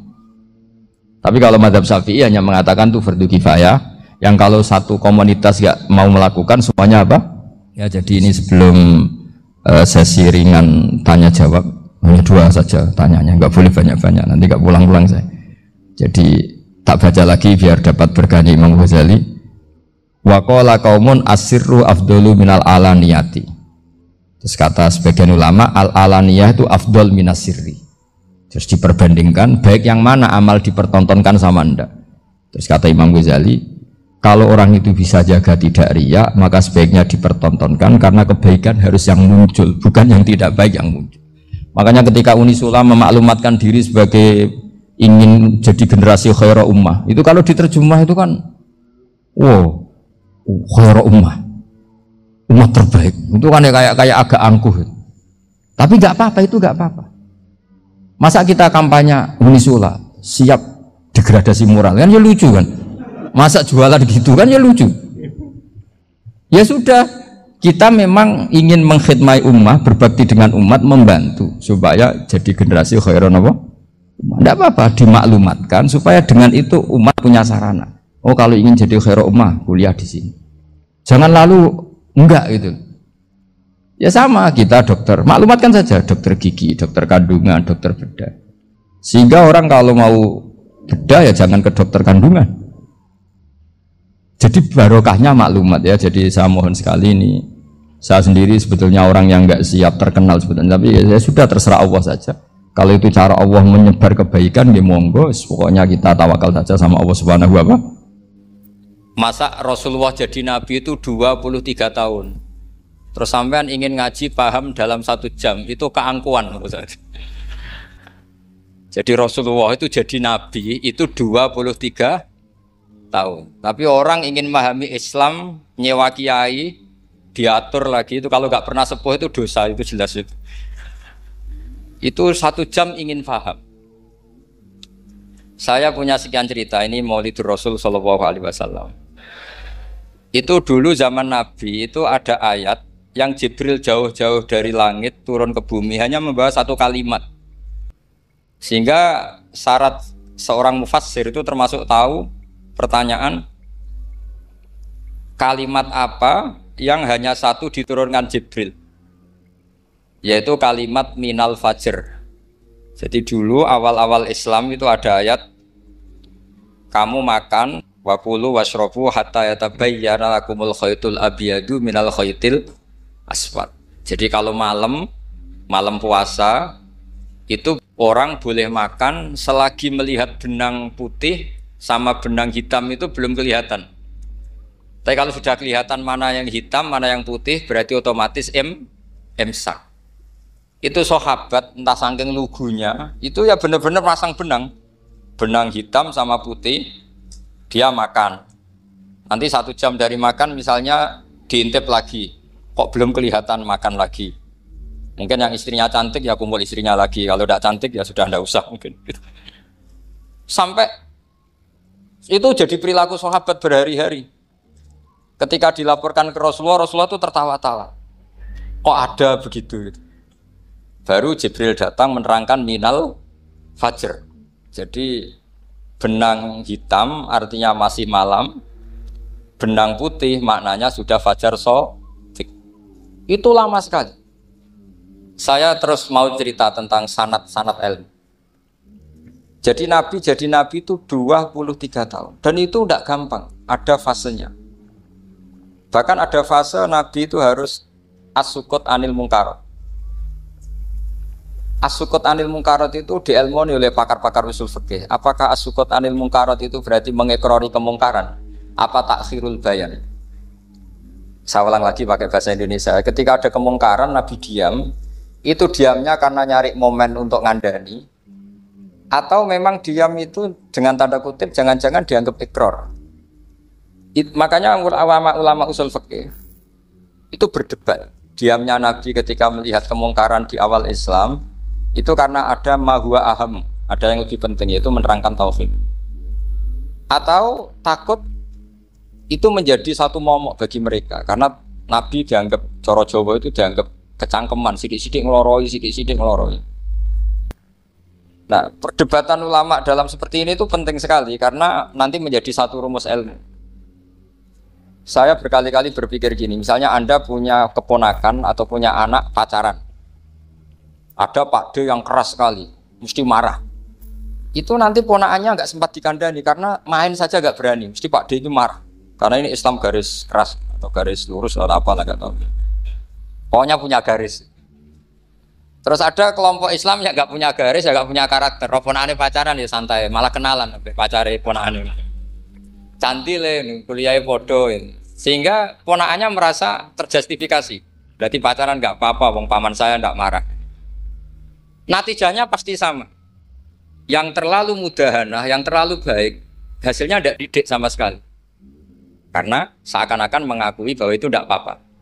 Yang keras sekali hasilnya juga sama, nggak didik sama sekali karena dolan we rawani, kapan didiknya? Nah kira-kira seperti itu. Yang nggak mau berteman sama orang-orang maksiat juga hasilnya sama, meskipun atas nama kebenaran. Aku mau kancan nang maksiat, ngotori. Hasilnya sama, nggak mau mendidik. Tapi yang mau ngancani juga bahaya kalau terlalu keseringan karena jute aku kenal kiai iki ratu diloroi, berarti gak popo kan gitu. Nah ini PR besar dalam umat Rasulullah Shallallahu Alaihi Wasallam. Tadi saya diceritani Mbah Jamal berjuangnya di sini, nata dari kampung yang macam-macam menjadi kampung baik. Dulu saya Duki di Lasem ya gitu. Mbah Mun dulu ya sarang dihimpit 2 kampung yang masalah. Tapi lama-lama terus jadi kampung yang baik lewat tarbiyah, luar biasa. Maka ketika kemungkaran kita biarkan, itu namanya apa? Namanya itu kalau dalam usul fikih itu takhirul bayan. Apa? Mengundurkan memberi apa? Penjelasan. Karena sekali tidak dengan definisi ini nanti takutnya dianggap al-iqrar alal mungkar, dianggap ngakui kemungkar. Nah, saya termasuk orang yang sangat usuli ya, sangat memahami Quran, hadis itu secara disiplin ilmu usul fikih. Nah, kenapa itu satu keharusan begini logikanya? Saya ulang lagi, Nabi jadi Nabi itu 23 apa? Itu yang menyokong beliau jadi nabi itu orang Nasrani dan orang Yahudi. Karena itu satu-satunya perangkat yang harus dipakai. NU belum ada, sama nggak usah GR bela nabi. NU pas itu belum ada. Maulid Nabi itu yang kangelan tuh Abu Lahab, bukan pengurus NU. Sampai sekarang dalil Maulid itu masih pakai Abu Lahab. Jadi ini ya NU itu termasuk organisasi yang luar biasa. Abu Lahab itu jadi dalil. Jadi Abu Lahab dengar kalau iparnya, Abu Lahab itu iparnya Aminah, iparnya Sayyidah siapa? Dengar Aminah lahir, nggak punya suami, saking senengnya, candalemnya beliau, itu dimerdekakan. Ya setidaknya untuk hari Senin tak sebut beliau, karena pas soleh. Nanti Selasa Rabu sudah. Itu dimerdekakan. Saya yang kiai kecil saja nggak bayangkan kalau pagi-pagi tidak punya anak dalam yang bikin kopi siapa, yang mencucikan siapa, yang nyapu rumah. Tapi Abu Lahab saking senengnya punya ponakan itu dikasihkan. Sudah Suwaiba kamu pakai saja. Sudah biar melayani kamu, ngurusin kamu. Jadi saya bayangkan hari itu Abu Lahab itu mungkin bikin kopi sendiri, nyapu sendiri demi. Nah itu sama Allah dikenang sehingga yukhaffafu anhul adzabu yaumal isnan itu masyhur. Idza kana hadza kafiron jaa dhammuhu bi tabbat yadahu fil jahimi muhal lada ata annahu fi yaumil isnaini daiman yukhaffafu anhu lisururi bi ahmada famadzannu bil abdil ladzi kana umruhu bi ahmada masruran wa mata muwahhidan. Ini Abu Lahab yang kafir, hormat Maulidur Rasul saja dapat takhfiful adab, apalagi yang mukmin. Jadi itu satu-satunya dalil Maulid, itu dalilnya Abu Lahab. Ya makanya terus kita itu dibully sama kelompok sebelah, dalil kok Abu Lahab. Tapi saya pastikan awal Islam itu yang menjadi perangkat nubuwah itu hanya Yahudi dan Nasrani. Karena yang lainnya nggak tahu Nabi itu apa. Saya beri sedikit cerita, Nabi itu umur anggap saja kita ikut kaul yang 12 tahun saja. Sebetulnya ada beberapa perdebatan, ada yang bilang 9, ada yang bilang 12. Tapi yang debat tidak usah didengerin, sama-sama nggak tahu kok ngotot. Kadang orang debat yang lucu, sama-sama nggak tahu kok ngotot. Anggap saja 12. Nabi datang ke Syam. Syam itu ya sekitar Syria, Lebanon, Palestina itu Syam. Itu pertama yang tahu kalau beliau nabi itu ya rohib. Rohib itu terjemahnya ya pendeta. Rohib, Bukhaira nemuin Abu Thalib, itu siapa? Ini anak saya. Terus ditanya lagi, ini siapa? Ini anak saya. Sampai 3 kali. Terus sampai Abu Thalib itu agak tersinggung. Memangnya masalahnya apa kalau dia anak saya? Terus Ibu Bukhaira bilang gini, semua alamat Nabi pada anak ini itu ada semua, kecuali kecelakaannya satu, anak kamu. Loh, memangnya masalahnya apa? Karena alamatnya Nabi di Taurat dan Injil itu yatim. Sementara ini punya bapak kamu, ini masalah. Jadi dilihat macanya sudah memenuhi kriteria, semua memenuhi kriteria, kecuali satu, karena punya bapak Abu. Akhirnya Abu Thalib ngaku, enggak, ini tidak anak saya, ponakan saya. Akhirnya diketahui kalau ini benar-benar calon Nabi. Pertama yang tahu siapa? Pendeta. Karena yang punya khazanah kitab samawi itu ya para orang Nasrani dan Yahudi. Sehingga Al-Quran meskipun pada akhirnya ngeritik Yahudi Nasrani, diarahkan Yahudi dan Nasrani. Karena satu-satunya yang masih punya kitab samawi itu Yahudi dan Nasrani. Meskipun sebagiannya sudah dirubah-rubah. Alamat pertama itu seperti yang diceritakan di Berjanji Afi, ainaihikum, matanya dilihat. Terus perlakuan pohon. Saya pernah di pohon itu, pohon nubuah. Itu umurnya ribuan tahun. Itu kalau Nabi duduk misalnya di arah barat, matahari dari barat, normalnya akan kena kesetrong matahari. Itu yang rubah itu dahannya. Jadi Nabi itu orangnya lugu, duduk aja nggak mau mikir. Memang syaratnya Nabi itu nggak boleh mikir, harus ummi. Ummi itu lugu. Nggak boleh Nabi mikir besok makan apa, terus menjabat apa, itu nggak boleh. Itu udah Nabi itu, maklar itu. Nabi itu nggak boleh mikir. Makanya Quran nyifati Nabi itu makun tata drimal kitab walal iman. Kamu itu tidak tahu kitab itu apa, iman itu apa. Jika Nabi itu nggak bisa jumpa pers, nggak bisa. Nabi kok memaklumatkan wah saya tadi malu, nggak bisa. Nabi itu justru bagus kelira-keliru pertama jadi Nabi. Nabi pertama ketemu Jibril itu dikira malakul maut, dia lari ketakutan. Zamiluni Khadijah, saya ini takut, itu tadi ada malakul maut, saya takut. Sama Khadijah dikemulin. Jadi Nabi itu nggak tahu kalau itu malaikat siapa? Jibril. Jibril nggak bisa dia kenalan kak di seminar. Ini malaikat Jibril pernah kuliah di sini, nggak bisa seperti itu. Jibril itu ya aneh. Pertama ketemu Nabi, Iqra ya Muhammad, kamu harus baca ini. Kata Nabi, Nabi Qaurian, saya tidak bisa baca. Harus bisa. Dipaksa sampai 3 kali. Nabi tetap jawab, saya tidak bisa baca. Terus kata Nabi kenangnya, Tony, saya didekap, kamu harus bisa baca. Setelah baca dilepas, Nabi lari pulang. Pulang terus bilang ke istrinya Zamiluni. Ini secara nahwu agak aneh karena mukhatabahnya perempuan satu, harusnya Zamilini. Kalau untuk perempuan harusnya idribi ya, unsuri gitu.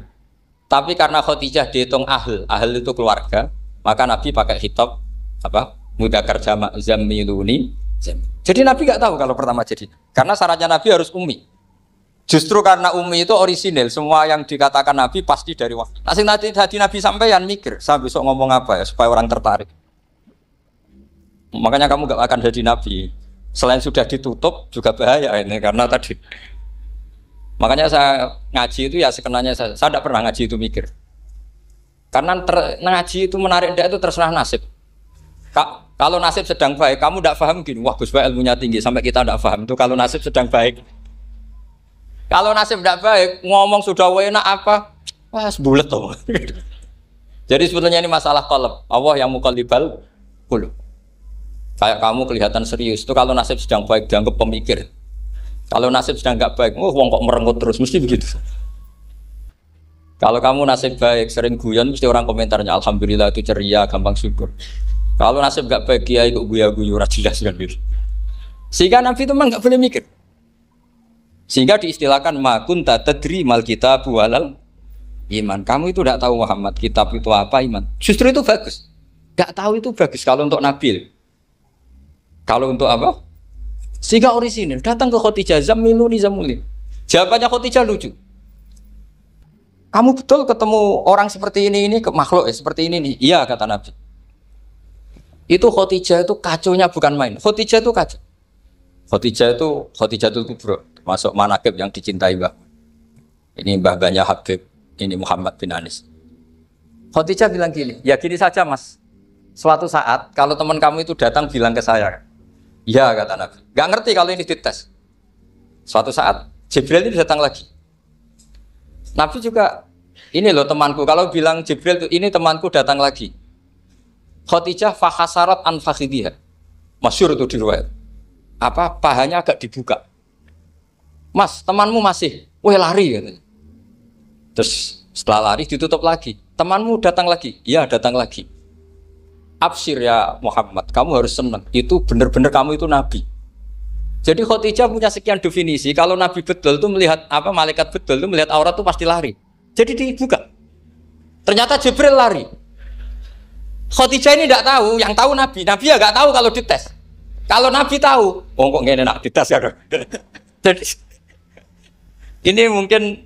Jadi nabi itu nggak tahu kalau dites. Mas, kalau temanmu datang bilang saya. Setelah pas Nabi sama Khadijah, Jibril datang. Masyhur itu fahasarat an fakhidhiha. Dibuka, temanmu masih mas, lari gitu. Ditutup lagi. Sekarang gimana mas? Datang lagi. Kamu harus seneng, kamu Nabi betul. Karena kalau itu setan, wah mesti seneng nonton aurat kan itu. Itu Nabi tidak tahu kalau dites. Kalau sampean kan tahu kalau mau dites istri. Sampean mulai kato tong wedok liya toko mesti bojo mbak servis untuk menutupi semua keburukan itu. Itu Nabi. Uniknya terus Khadijah. Nabi jadi Nabi sama Khadijah itu tahu dulu Khadijah. Nabi nggak tahu kalau mau jadi Nabi, tapi Khadijah tahu. Sehingga ketika umur 25 tahun Nabi sebagai pedagang, Khadijah tuh ngirim mata-mata namanya Maisarah. Maisarah itu nama lelaki. Saya tambahin lagi Maisarah nama lelaki. Nanti kalau kamu artikan nama perempuan, oh berarti Nabi kemana-mana punya perempuan. Enggak, Maisarah itu nama lelaki. Maisarah dikirim Khadijah. Terus gimana Muhammad di perjalanan? Tudhilluhul ghamamah tuti'uhus sahaib. Kemana-mana dipayungi oleh mega, oleh awan. Sekian informasi ke Rasul ke Khadijah itu dimasukkan semua ke Khadijah. Tapi betapa kecewanya Khadijah ketika Nabi nikah umur 25 tahun, Khadijah umur 40 tahun. Itu kok gak jadi Nabi. Itu mulai kecewa gitu, sido jadi Nabi tahu.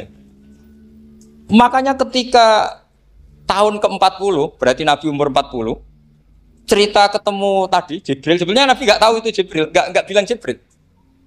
Itu Khadijah senangnya bukan main. Karena apa yang dibayangkan dia terjadi. Fa wa la yuzika wa abadan innaka la tasilur rahim wa tahmilul kalla wa taksibul maqdud wa taqridu fa wa tu'inu ala nawaibil haq. Lah bahasa Pak Said Akil, syarat jadi rais Suriah harus hafal katanya gitu. Sonono syaratnya jadi ulama. Saya ini jadi ulama sebelum di NU. Banyak kata Mbak Mun dulu guyon kiai ono loro, ono kiai sing ning NU, berarti kiai sik lagi ning NU. Ono sing kiai NU nak gak pengurus NU ada di kiai gitu kan. Itu guyonannya Mbak Mun. Akhirnya Khadijah itu sempurnanya bukan main karena pernah ragu 15 tahun. Kan dari umur 25 Nabi, kemudian nggak tahu bukti berikutnya, makanya terus ini jadi Nabi enggak. Setelah umur 40 benar-benar Nabi, paginya diajak ke Waraqah bin Naufal, masih pernah paman sama Khadijah. Ya Ami, ini ibnu Akhika mau cerita. Terus Waraqah ini Nasrani. Di kitab Bukhari, Ro'an tanah sorofil jahiliyah, wayak tubuh Injil bil Ibraniyah, Masya Allah ayaktub. Jadi Waraqah itu penginjil, pendeta. Tapi nanti loh, kamu jangan salah paham. Terus kayak pendeta sekarang ada periode di mana Injil masih asli dan ada periode ini yang sudah muharraf. Itu kan dia itu lafaznya ulama. Akhirnya Waraqah tanya, kamu ngomong saja ya Ibnu Akhi, manggilnya seperti itu. Akhirnya Nabi cerita ketemu Jibril, sebenarnya beliau nggak tahu itu Jibril cerita. Terus kata Waraqah, hadan namus alladzi ja'a bi Musa. Masih pakai bahasa namus, hadan namus alladzi ja'a bi Musa. Itu namus semacam malaikat yang mendatangi Musa. Terus uniknya Waraqah bilang gini, wa iyudrikni yaumuka ansuruka nasron mu'azzar. Andaikan saya menemukan hari ketika kamu jadi nabi, akan saya bilang mati-matian. Kapan itu paman? Khina yukhrijuka kaumu, ketika kamu diusir oleh kaum kamu. Nabi sebagai orang baik, makanya GR jadi orang baik itu ya boleh. Nabi sebagai orang baik itu tanya, awamu khrijiyahum. Kalau kiai mana nih awamu khrijiyah ono ta iku wong sing ngetono ingsun hum ta kaumi. Masa saya nanti diusir kaum saya? Saya ini termasuk keluarga terhormat. Perilaku saya baik. Masa saya nanti diusir? Terus kata Waraqah, Tidak ada seorang pun yang jadi nabi kecuali nanti ngalami diusir. Jadi yang tahu mau diusir itu ya Warokoh. Nabi malah tanya, masa saya nanti diusir? Karena tadi syaratnya nabi harus ummi. Ummi itu keibu-ibuan. Jadi nggak tahu. Tapi nggak tahu di nabi itu sifatu madkhin, sifat pujian, bukan sifatu naksin, sifat apa? Kekurangan. Akhirnya nabi mulai sadar, wah jadi nabi tenan kan gitu. Jadi saya ini termasuk orang yang sangat-sangat susah ketika orang ingin belajar Islam itu instan. Dulu Nabi jadi Nabi itu 23 tahun. Itu untuk menemukan teori masbuk, tidak nyalip imam, itu Nabi juga lama. Jadi dulu sahabat itu kayak anak-anak kecil zaman saya kecil. Itu kalau imam sudah rakaat ketiga atau rakaat keempat, itu kalau orang-orang desa kan langsung takbir, terus dia sholat. Sholat sampai 3 rakaat nyalip siapa? Imam. Nanti di rakaat keempat baru sama imam. Imam salam dia ikut salam. Itu hebat betul. Itu sama sekali nggak salah. Kalau ditanya, lo kok ikut salam? Kan sudah sama-sama 4 rakaat karena imamnya dia apa? Disalib. Jadi dia takbir terus tahu imamnya rakaat ketiga atau keempat terus nyalip sampai ke rakaat yang sama. Nanti salamnya bareng-bareng imam. Itu dulu sahabat ya gitu. Kalau Rasulullah sudah di rakaat keempat atau ketiga langsung mereka takbir Allahu Akbar nyalip. Setelah nyalip menyamakan dengan Rasulullah, Rasulullah salam juga ikut salam. Jadi itu dulu lama sekali prosesnya. Sampai ada satu peristiwa Mu'ad bin Jabal datang, kemudian Nabi sudah sholat, berarti masbuk kalau dalam bahasa fikih. Mu'ad langsung ikuti Nabi, setelah Nabi salam baru Mu'ad menambahkan jumlah rakaat yang tertinggal. Terus semenjak itu jadi sunnah. Jadi sunnatan mutaba'ah kalau masbuk ikut imam, kemudian hanya menambahkan rakaat yang itu 23 tahun. Jadi saya ngisi 20 menit yang nggak paham, 2 jam yang nggak paham, 3 jam yang nggak mungkin paham. Daripada gitu ya 20 menit saja. Ya itu betul, karena saya tidak punya kemampuan untuk itu. Saya masih ingat, saya ngaji umum pertama itu di hallnya abahnya Pak Hamid Pasuruan di Lasem. Kedua di Pak Hamid Pasuruan kemarin. Terus tadi di Kiai Robah Maksum itu ajudannya 3 kali ke saya tidak mau. Kiai Robah datang sendiri, sudah sepuh dituntun. Saya ini agak-agak soleh lah. Kalau sama orang sepuh itu pengapesan. Masih ingat lah aturan mainnya laisa minna walam yarham saghirona wa yuwaqqir haqqa kabirina. Tapi yang sepuh betul kayak Mbah Jamal itu sepuh betul. Ada sepuh gaya-gayaan tidak mau. Karena memang Mbah Jamal itu besanan sama saya. Mbah Sahal itu misanannya Mbah saya. Terus dapat Mbah Nafisah ya keluarga sini. Saya teruskan kalau Mbah Robah itu faktornya sanad. Robah bin Maksum. Maksum ini muridnya Mbah siapa itu? Fakih Mas Kumambang. Mbah Zubair dulu ya ngajinya sama Mbah Fakih apa? Mas Kumambang. Kemarin seminggu yang lalu saya di Pondok Termas ya faktornya sepuh. Karena sanad saya Mbah Mun, Mbah Zubair, Kiai Fakih Mas Kumambang, kemudian Mbah Mahfud apa Termas. Maka berjanji itu kitab yang masalah madaih itu bagus secara tarik. Jadi kitab madaih itu beda-beda. Ada yang kayak Habib Ali. Habib Ali itu lebih ke isek itu berontok. Jika saya suka baca Simtud Duror itu kalau pas isek, pas berontok. Berontok itu ya pas kangen Nabi, biasanya saya wudhu terus baca Simtud Duror itu pas isek. Tapi kalau saya ingin baca sejarah suka berjanji. Kalau Habib Ali jelas isek. Yang duriannya sekarang di Solo termasuk Habib Muhammad bin Husain bin Anis bin Alwi bin Ali yang punya Simtud Duror. Jika kalau beliau baca sholawat ya sholatan yattasilu biha ruhul musalli alaihi bi. Fayam basitu fi qalbi siru nuri ta'aluki bi wa hubbi. Fayuktabu biha bi inayatillahi nabu fi hisbi. Kalau berjanji enggak? Dia tahu problem utama Nabi itu nasabnya karena beliau orang Quraisy, orang jahiliyah yang dikira enggak punya darahnya Nabi Ibrahim. Maka beliau pertama ngarang diantaranya wabatu fa'akul huwa Muhammad bin Abdullah bin Abdul Muttalib wasmuhu Syaibatul Hamdi Khumitat Khisalusaniyah. Saya pastikan Muhammad cucunya Abdul Muttalib. Dia yang punya pintu yang mau masuk ke Ka'bah namanya Babu Bani Syaibah. Itu nama lain dari Abdul Muttalib. Terus diteruskan. Abdul Muttalib bin Hasyim terus sampai wa adnanu bila raibin itadawil ulubin nasabiyah ila dabihi Ismail nisbatuhu wa muntah. Karena berjanji ingin ngomong, ingin memaklumatkan ini Muhammad. Kamu kira orang mana? Beliau adalah turunan Ibrahim. Kayak apa alimnya yang ngarang berjanji? Nah, saya berkali-kali ngomong di mana-mana. Lah berjanji itu nasibnya kurang baik. Dibaca bahasa Arab, yang baca nggak paham, yang dengar nggak paham. Akhirnya kubu sebelah dianggap baca mantra. Nah, terus dihukumi bid'ah kan? Coba kalau itu ditulis bahasa Indonesia. Nasab Muhammad. Dia punya bapak Abdullah, punya mbah Abdul Muthalib gini-gini. Paling kubu sebelah tidak akan bilang bid'ah. Mesti ngomong ini buku sejarah. Jadi gara-gara bawa bahasa Arab, sing maca ora paham, sing nyenggak ora paham, terus koyo mantra. Sing kritik yo luwih ora paham. Sudah akhirnya. Jadi berjanji itu bela-belain Nabi itu yang dilihat sisi nasab. Makanya beliau ngendikan wa'adnanu bila raibin intadawil ulumin nasabiyah ila dzabihi ismaila nisbatuhu wa. Itu juga orang Yahudi. Akhirnya orang Yahudi banyak yang iman. Ternyata Muhammad itu tidak orang lain. Sampai mereka bilang Muhammad minal asbab. Muhammad itu enggak lain saudara kita. Akhirnya orang Yahudi banyak yang iman.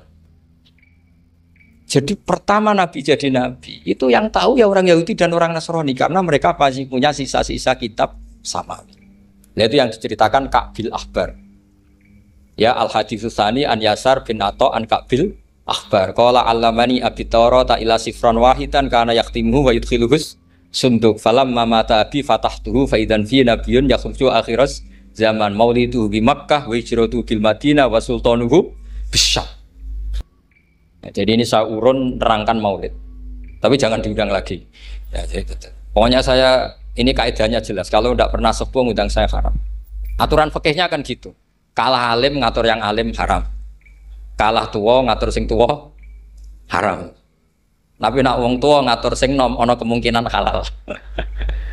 Mereka ono kemungkinan sing nom ranurut wong tua itu dosa. Makanya kalau saya dipanggil yang pernah sepuh, waduh cocok ra cocok ya samina wa atona. Karena Mbak Jamal ini abahnya Gus Rozin, bisanya Basal.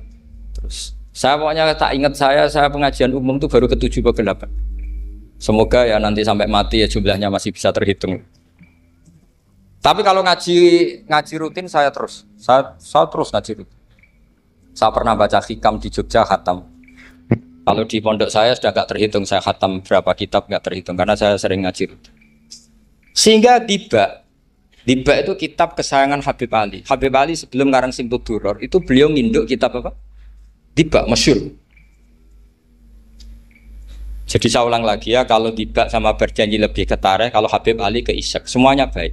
Saya baca Habib Ahmad Al-Habsyi Pasuruan pernah tak tanya, kenapa kalau maulid baca 3-3-nya? Ben gak asobiah Gus, ben keduman kabeh. Saya itu setengah hafal semua, 3-3-nya setengah hafal. Berjanji cerita Al-Haditsus Diba yang ini Diba Al-Haditsus tsani an Yasar bin Atha an Ka'bil Ahbar. Kata Ka'bil Ahbar, saya ngaji sama bapak itu Taurat itu khatam. Tapi saya itu iskal itu janggal. Kenapa ada satu lempiran yang enggak diajarkan? Disimpan fisunduk. Jadi orang Yahudi itu ada baiknya. Mestinya kalau mangkal kan dibakar supaya hilang jejak. Enggak. Karena Yahudi itu ada unsur nubuwah. Karena babanya Yahuda bin Yakub bin Ishak bin Ibrahim. Tapi Yahudi yang orisinal ya. Saya berkali-kali ngaji bilang Israel itu kalimatu madkhin, pujian. Sehingga Israel disebut wa ani faddaltukum alal alam itu Israel yang bani karena ada gennya Nabi. Kalau Israel yang sekarang itu nation, sebuah negara. Mereka ada yang Zionis, ada yang turunan Eropa, Amerika, terus Islamfobia. Itu beda Israel yang negara dengan Israel yang bani. Kalau yang Bani itu ada unsur gen para apa? Nabi, sehingga ya Bani Israel. Tapi kalau Israel sekarang nama sebuah negara. Sehingga ketika Allah bilang ya Bani Israel itu khitabnya pada penduduk Medina. Kenapa? Karena penduduk Medina zaman itu banyak yang keturunan Nabi Ibrahim alaihis salam. Jadi Israel di Quran itu bukan nama sebuah negara, nama sebuah turunan. Sehingga disebut ya Bani Israel, he anak turune Israel. Kita tahu Israel nama lain daripada Nabi Yakub bin Ishak bin Ibrahim. Ya karena memang saya nekuni ilmu. Kalau tadi yang Banjari kan nekuni suara. Jadi suaranya bagus.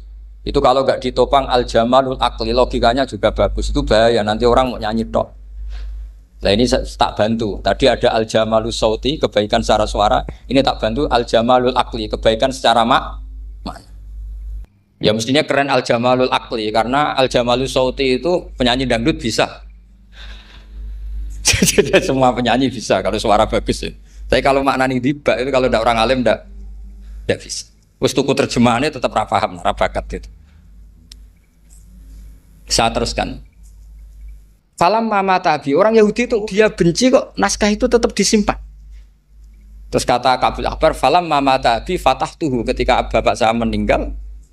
Kotak ini tak buka. Faidan fihi nabiyyun yakhruju akhir zaman. Di situ ada keterangan bahkan akan ada nabi yang keluar akhirat mauliduhu bi Makkah wa hijratuhu bil Madinah wa sultanuhu bis-Syam.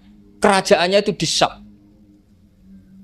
Bareng Kabul Akbar ini sebetulnya menangi Rasulullah SAW. Tapi dia nggak mau iman. Karena nabi itu nggak lengkap menurut dia. Ini Muhammad sudah benar lahirnya di Mekah, wafatnya di Madinah, tapi masih kurang satu, wa sultanuhu bis-Syam. Zaman itu Syria, Lebanon, Palestina masih di bawah pasukan Salib, pasukan Nazaret. Sehingga dia mikir, katanya kerajaan Islam ada di Syam, ini kok Muhammad nggak jadi raja di Syam. Sehingga dia menunda imannya, yuakhiru Islamah. Bareng era Sayyidina Umar, beliau bisa menaklukkan Baitul Maqdis. Terus dia iman. Makanya imannya Kabul Akbar itu era Sayyidina Umar karena sudah masuk definisi ketiga wa sultanuhu bis-Syam. Kerajaannya Nabi ada di iman. Sekali iman langsung pinter deh. Wong sedurunge baca kitab Samawi banyak. Sehingga Sayyidina Umar kalau mau tanya kitab Samawi ya tanya Kabul Akbar. Karena beliau itu Nabi sudah benar maulidu bi Makkah wa hijratu bil Madinah wa sultanuhu bis-Syam. Rasulullah ketika wafat atau intaqala ila rafiqil a'la itu belum menangi Islam menaklukkan mana Palestina. Tapi Nabi itu kasyaf. Nabi itu nak kasyaf itu ya lucu. Makanya kalau ada kiai lucu itu ya anggapnya niru Nabi. Nabi itu lucu. Ada sahabat itu gak pati ganteng, pendek gak pati ganteng. Namanya Surakoh. Itu digojlok sama Nabi. Surakoh, bagaimana kalau kamu suatu saat itu pakai tas itu apa? Mahkotanya raja Syam, raja Kaisar. Ya Surakoh ya dianggap Nabi Gujan gitu aja. Nabi Gujan aja itu. Singkat cerita, suatu saat Umar itu mengalahkan kerajaan itu. Kaisar itu dikalahkan Umar. Saking takutnya lari, mahkotanya itu jatuh. Jatuh disaksikan Surakoh. Terus ingat, dulu Nabi pernah ngendikan itu disuruh pakai saya. Akhirnya sama Surakoh dipakai. Ya tetap orang ganteng, orang ganteng. Padahal sudah pakai mahkota guys. Karena setelah dipakai, kata Umar, ikhla'ha. Itu dicopot. Mau saya pakai untuk Baitul Muslimin, untuk Baitul Mal. Kata Surakoh, bukankah Nabi ngendikan kalau ini yang pakai saya? Jawabnya Umar, innama yaqulu Rasulullah lital bisaha walam yaqul litam likaha. Kata Nabi hanya ngendikan kamu disuruh pakai tapi tidak disuruh memiliki. Kayak apa Rasulullah kasyafnya? Itu kata orang-orang yang pernah ke Turki. Saya belum pernah ke Turki, tapi saya hafal hadis sahih ini. Itu ditulis di masjid Turki itu, la taftahunnal Konstantinia. Kamu akan bisa mengalahkan pasukan Konstantinopel. Itu dikalahkan setelah 1000 sekian tahun dari wafatnya Nabi. Kayak apa kasyafnya Nabi? Karena Nabi wa ma yantiqu anil hawa in huwa illa wahyu. Coba kalau Nabi kayak pengamat, ngomong apa yang kira-kira terjadi? Wah itu kan mesti keliru semua karena berdasar akal. Tapi kalau Nabi berdasar apa? Kasyaf. Kasyaf itu satu apa? Kenyataan yang dipertontonkan Allah Subhanahu wa taala. Terus kedua, alamat Nabi itu pakai sandi. Sandi itu sesuatu yang enggak jelas tapi menjadi jelas bagi ahlinya. Saya ulang lagi, sandi itu kayak sandi di militer itu. Atau sandi di KPK itu ada sandinya. Sandi itu ya kata sandi. Saya pernah diceritani Pak Busro Muqaddas ketika ketua KPK itu lucu. Wah, sandinya koruptor saya tambah kacau Pak. Itu kalau bilang uang, itu kalau yang kemarin rame kan apel Amerika sama apel Malang. Kalau apel Amerika berarti US apa? Dolar, kalau apel Malang berarti apa? Setelah KPK tahu sandinya diganti Ustadz. Jadi koruptor kalau mau korupsi ini pun temannya. Loh ini Ustadznya sudah siap loh, kamu gak ikut pengajian. Itu sempat penyadap KPK itu gak mau ngecek. Masa orang pengajian dicek.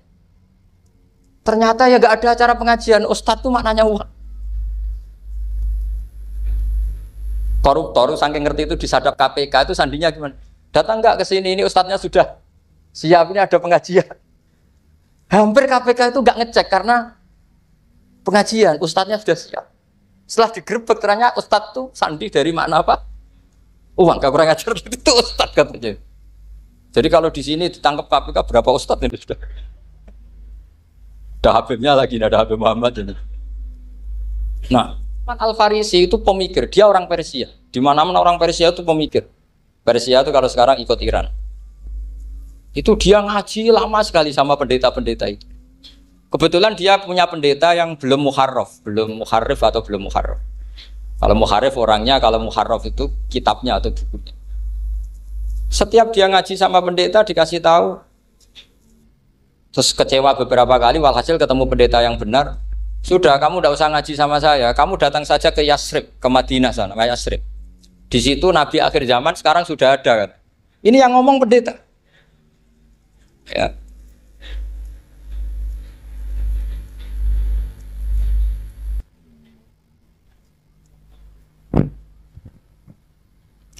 Ya terus sandinya itu 3. Itu aneh semua sandi. Sandinya pertama layak balus sodako.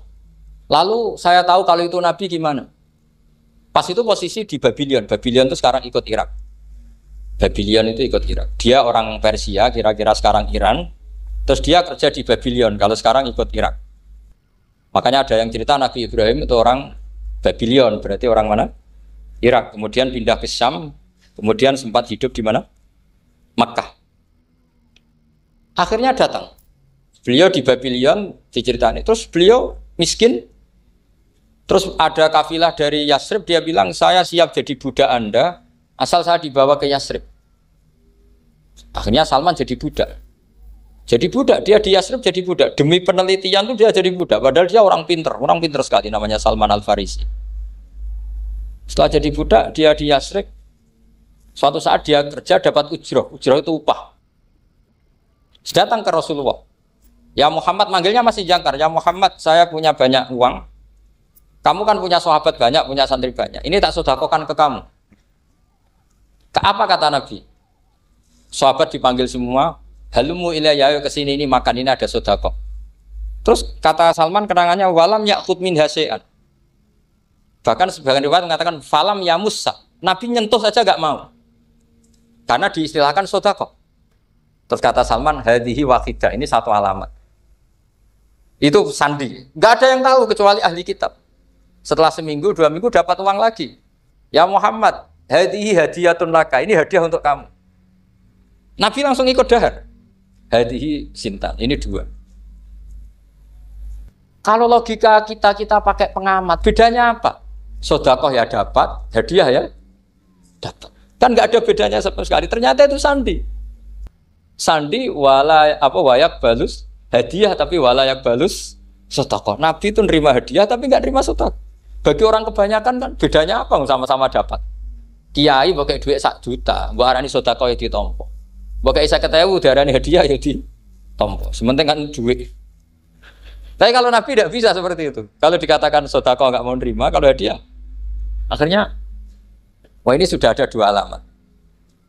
Jadi alamat tuh ya kadang aneh, masa sedekah sama hadiah dibedakan. Terus ketiga, wa fi katifihil aisar khatamun nubuwah. Mislu baidotin nu'amah. Di katifil aisar, apa kalau orang sini bilang apa? Pundak yang kiri itu ada khatamun nubuwah, ada alamat bahwa beliau adalah nabi akhir zaman. Yaitu mislu baidotin nu'amah, kayak semacam telur manuk darah. Wah itu pusing. Waduh, caranya ngelihat gimana? Dia berkali-kali datang ke situ. Nabi itu orangnya priayi, jadi sering pakai baju. Kalau Nabi ini jenengan sering blodor gampang, ini kan Nabi kan sering priayi. Tapi Nabi itu memang unik. Ketika Salman ke situ, pas beliau mau wudu, biasanya nggak pernah pakai buka baju. Nabi dibuka bajunya. Akhirnya Salman fa'aqab ba'alaihi, bersungkur di depan Nabi, kemudian mengatakan aman tu bika ya Rasulullah. 3 alam. Lagi-lagi 3 itu juga didapatkan dari ahli kitab. Makanya di awal-awal Islam itu ahli kitab itu luar biasa. Meskipun akhirnya di akhir-akhir masalah karena banyak oknum yang mentahrif itu. Jadi saya mohon ilmu-ilmu seperti nggak boleh hilang. Jangan mentang-mentang orang Yahudi Nasrani sekarang sudah muharraf, kamu terus anti sama sekali. Tetap ada sisa-sisa samawi. Karena mereka masih megang kitab apa? Samawi. Jadi kita fair saja. Yang salah ya salah, yang benar gini apa? Benar. Makanya saking fairnya Nabi, ini harus ditiru oleh semua orang NU, orang Muhammadiyah, orang apa saja. Nabi itu kalau menghormati satu ilmu itu luar biasa. Kata Sayyidina Umar, saya ini punya naskah banyak Taurat karena naskahnya menarik ya Rasulullah. Ada sahabat lagi cerita begini-begini. Jawabannya Nabi apa? La tusaddiquhum wa la tukadzibuhum. Kamu ya jangan bilang iya, ya jangan bilang tidak. Kalau kamu bilang iya, ternyata yang pas muharraf, yang pas sudah ada orisinil. Kamu bilang, wah itu bohong semua. Ternyata ada yang masih orisinil. Kayak apa Rasulullah hati-hatinya? La tusaddiquhum wa la tukadzibhum. Kalau sekarang enggak, orang ekstrim, pokoknya salah. Kalau tidak kita pokoknya salah. Iku ora ono hadise. Sing ono iku emosine, paham nggih? Jadi Nabi itu fair kalau sesuatu enggak mesti ya la tusaddiquhum wala tukadzibhum. Kamu ya jangan bilang iya, ya jangan bilang tidak. Faqulu amanna billah wa ma unzila ilaihi. Jadi ini kebanggaan kita terhadap Rasulullah Shallallahu Alaihi. Makanya kitab Fathul Bari, sarahnya Bukhari, termasuk komentarnya Said Muhammad di beberapa kitab beliau, di Mafahim, di beberapa kitab. Kamu jangan terlalu fikih. Kalau terlalu fikih kan tidak boleh mempercayai omongan orang kafir, orang ahli kitab. Karena awailun nubuwah itu yang komentar semua ahli kitab. Awailun nubuwah itu yang tahu bahwa Nabi Muhammad calon Nabi itu semuanya data dari ahli apa? Ahli kitab. Sudah akhirnya Nabi ketemu Jibril lagi yang menurunkan ayat ya ayyuhal muddatsir qum fa'anzir wa rabbaka fakabbir wa thiyabaka fatahhir wa rujza fahjur wa la tamnun tastakbir wa li rabbika fasbir. Nabi mulai yakin ketemu Jibril. Setelah sering ketemu Jibril, Nabi ya dengan tanda kutip nggak tahu aturan mainnya lagi. Setiap ada pertanyaan bilang gini, sudah tak jawab besok. Mentang-mentang besok Jibril datang. Ternyata Jibril tidak datang. Sampai 40 hari. Akhirnya dibully sama umatnya. Mat dari iso jawab ternyata tidak bisa. Piye Jibril ora teko. Akhirnya diwarai meneh. Ngene lho carane dadi nabi wala taqulanna lisain ini fa'ilun dzalika hudan illa. Jadi Nabi, sudah kamu besok datang ke saya tak jawab karena Nabi mentang-mentang besok mau konsultasi sama apa? Jibril. Ternyata Jibril tidak datang karena Nabi lupa ada mengatakan. Kalau Nabi itu tahu semua, pasti Nabi mengatakan insya Allah dulu. Tapi Nabi memang sebaiknya nggak tahu. Ummi. Justru itu wa ma yantiqu anil hawa in huwa illa wahyun. Itu beberapa peristiwa. Sehingga syaratnya jadi wali, karena wali itu warasatul anbiya. Ya kudu rada goblok sithik-sithik. Nggak boleh wali kok cerdas, analisis nggak boleh. Wali kok delok TV ngrungokno pakar-pakar analisis. Iku ora wali, jadi maklar. Nggak boleh. Jadi misalnya yang menang Pak Jokowi atau Pak Prabowo, nggak boleh pakai Pak Jokowi petahana, wos gini, nggak boleh. Wali kalau ditanya yang menang Pak Jokowi Pak Prabowo, biadillah gitu aja. Itu urusan Allah. Itu alamatnya apa? Itu nggak penting, yang penting golek ridhanya Allah. Nggak menarik figur-figur seperti itu wali. Sudah saya teruskan supaya clear ya masa Maulidur Rasul Shallallahu Alaihi Wasallam. Itu kita tidak punya data kecuali dari ahli kitab. Yahudi lebih ngeri lagi. Yahudi itu punya kriteria syaratnya Nabi harus min dzurriyyati Ibrahim. Ya makanya kitab yang paling disenangi Mbah Mun itu Berjanji. Syaratnya Nabi harus min dzurriyyati Ibrahim. Lalu Muhammad itu siapa? Kok tahu-tahu Nabi dia itu orang Arab. Orang Arab itu jahiliyah, wongnya goblok-goblok. Wah, akhirnya terus jadi polemik ilmiah kan. Akhirnya Nabi memaklumatkan diri kalau beliau min dzurriyyati Ibrahim, dibuktikan Ibrahim pernah singgah di Mekah, yaitu fihi ayatum bayyinatum maqamu Ibrahim. Bahwa Ibrahim pernah hidup di Mekah ada buktinya, yaitu ada bekas kaki di dekat Ka'bah. Akhirnya Ibrahim meninggalkan Ismail. Ismail kecil kekurangan air, Hajar lari-lari nyari air 7 kali. Akhirnya jadi sa'i bena Safa wal. Ada sekian bukti kalau Ismail itu hidup di Mekah, menikah sama suku Jurhum. Akhirnya orang Yahudi mulai ngeper. Loh iya, Muhammad pantas jadi nabi. Ternyata orang Mekah turunan Ibrahim alaihis. Itu andekan orang Yahudi yang tidak komen, itu juga gak dilacak nasabnya Nabi. Gara-gara orang Yahudi komen, Nabi itu harus turunan Ibrahim. Kamu asal-usulnya gimana? Akhirnya Allah sendiri yang menjawab bahwa Nabi lahir dari Ibrahim. Padahal Ibrahim itu orang Palestina. Logikanya gimana? Ternyata Ibrahim pernah singgah di Mekah. Ada bekas kakinya, ada ritualnya yaitu lari bena sofa wal mar'ah, menceritakan wal marwah, menceritakan apa? Ibrahim ketika nyari apa? Siti Hajar ketika nyari apa? Itu disebut fihi ayatum bayyinatum maqamu